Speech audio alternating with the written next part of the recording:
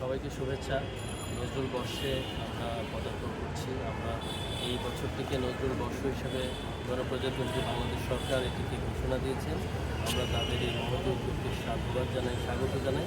বাংলাদেশ শিক্ষা পর্যবেক্ষক সোসাইটি ইতোমধ্যে বিদ্রোহী কবি, প্রেমের কবি, জাতীয় কবি কাজী নজরুল ইসলামকে নিয়ে আমরা বিভিন্ন জায়গায় অনুষ্ঠান করেছি। তার জন্মবার্ষিকী, তার মৃত্যুবার্ষিকী এবং নানামুখী আয়োজনে কিন্তু আমরা বিগত এক যুগ সময় ধরে আমরা কাজ করে আসছি।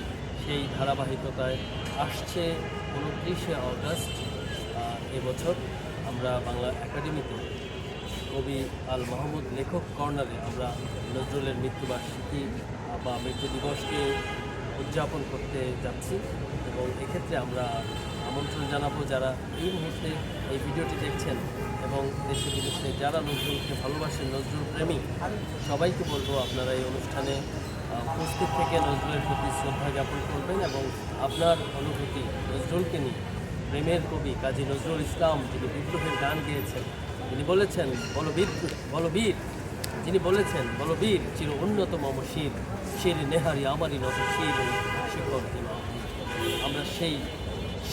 আমরা সেই নজরুলের উত্তরসূরি হিসাবে নজরুলকে আমরা বাংলাদেশে, যিনি বাংলাকে নিয়ে স্বপ্ন দেখেছিলেন, যিনি সোনার বাংলার রূপকার ছিলেন, যিনি বলেছিলেন নম নম বাংলাদেশ নম, যার স্বপ্ন ছিল একটি সোনার বাংলা, সেই স্বপ্ন কিন্তু আজ প্রতিষ্ঠিত হয়েছে। সেই স্বপ্ন দোষটা নেই, তিনি আছেন, তিনি নেই আবার তিনি আছেন, তিনি আমাদের মাঝে ব্যাপৃত রয়েছে, আমাদের কাজে কর্মে চিন্তা চেতনায়। তাকে ছাড়া আমাদেরকে একটি দিন আমরা কি কাটাতে পারি? না, পারি না। তিনি বাঙালির চিন্তায়, বাঙালির চেতনায়, মননে, শয়নে, স্বপনে, জাগরণে, অনুরণনে সব জায়গায় নজরুলের অবস্থান কিন্তু সক্রিয়। গতকাল একটি বিশ্ববিদ্যালয়ের ভিসি স্যারের কাছে গিয়েছিলাম, নাম বলছি না, নাম বলা ঠিক হবে না। তিনি বলেছিলেন নজরুল তো সামান্য কবিতা লিখেছে, একজন কবি, আর আরেকজন নেতার নাম বলেছেন। তিনি বলেছেন সেই নেতা সারা বাংলাদেশকে তিনি বাংলাদেশের উন্নয়নে কাজ করছে। আমি এই তার বক্তব্যের তীব্র সমালোচনা করতে চাই। আমি নাম বলছি না এই কারণে, তিনি সম্মানিত ব্যক্তি, হয়তো এই ভিডিও তার কাছে পৌঁছাতে পারে। নজরুলকে বাদ দিয়ে, নজরুলকে একজন সামান্য কবি বলে ছোট করে আপনি কতটুকু বড় হবেন? আপনি আজকে যে বিশ্ববিদ্যালয়ের ভিসি, আজকে সে বাংলাদেশ সৃষ্টি না হলে আপনি এই বিশ্ববিদ্যালয়ের ভিসি হতে পারতেন না। অথচ আপনি যে বাংলাদেশের পেছনে যার স্বপ্ন ছিল, সেই নজরুলকে আপনি ছোট করতে পারেন না।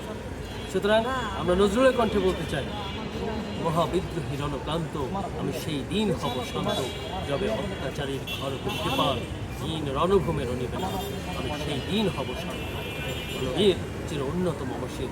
আসুন আমরা বাংলাদেশের প্রতিটি মানুষ নজরুলের সেই চেতনাকে ধারণ করে আমরা এক একজন বলবীর, আমরা এক একজন বীর পুরুষ হিসেবে, বীর হিসেবে, বাংলাদেশের এক একজন নিবেদিত একজন বাংলার দেশপ্রেমিক হিসেবে আমরা বিশ্ববাসীর কাছে নজরুলকে তুলে ধরি, নজরুলের সম্মানকে আমরা উদ্ভাসিত করি। সবশেষে বলতে চাই, আমি শুধু নজরুলকে বিদ্রোহী কবি হিসেবে, প্রেমের কবি হিসেবে, সাম্যের কবি হিসেবে, জাতীয় কবি হিসেবে ভাবতে চাই না। আমি ভাবতে চাই নজরুল মহাবিশ্বের কবি।